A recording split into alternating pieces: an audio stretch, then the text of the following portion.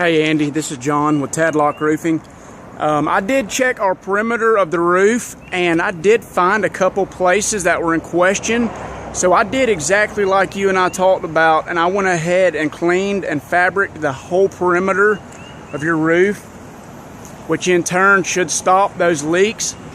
But there is some areas that need some attention on the side of your building.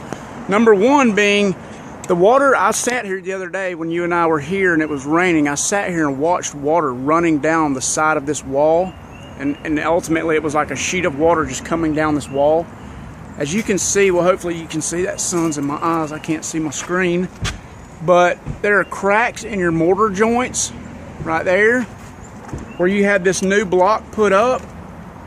Big voids in that, and this wall's not poured solid, and even if it was, that raw concrete right there is very porous and will absolutely take on water. It'll almost absorb it like a sponge and suck it right to the interior of the building.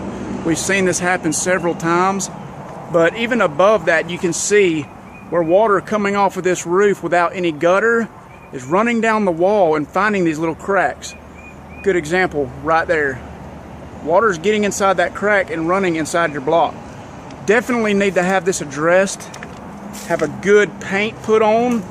Get all these joints filled, all these mortar joints. And just pay close attention to the whole exterior of this building. I believe, it's my opinion, see there's more here. Water's just coming off of this edge of the roof, running down this block wall and shooting to the inside from these cracks. Also, I mean, they're all the way even down here, just big cracks where the foundation is settling, mortar's cracking. Common, very common in older buildings. But there's also a place here that needs attention. That is the plywood.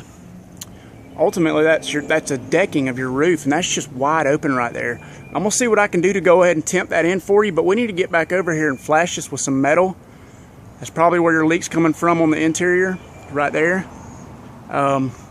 Same thing, you know, you got cracks in the mortar all over. Just real quickly, go ahead and run over here to this other side where, you know, more cracks in the mortar right here. They're all over, Andy, they really are. But you can see where a lot of work had been done here before around this door. And also up here, cracks.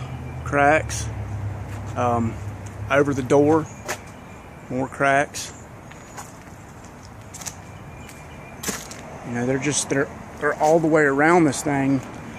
Here's some serious ones right here, and I think this is why this back corner is staying so wet. There again, water has nowhere to go but over the sides of this roof, and ultimately following down this wall, running down the wall, bam, it hits this crack and it goes right inside.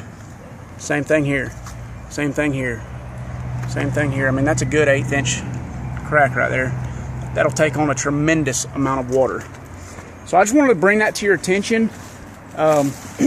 Again, it's my recommendation that you get a gutter put on this thing, a good nice gutter with a couple downspouts on each side, and give the water somewhere to go other than on your wall, because ultimately after you do paint this, the water's just gonna run down your wall, your newly painted wall, accumulate algae, and it'll just look horrible. But that's my recommendation, man. You need to get all these joints fixed in this mortar, get a good thick coat of paint put on this thing, and even some gutters wouldn't hurt at all. All right, man. Thank you for your time.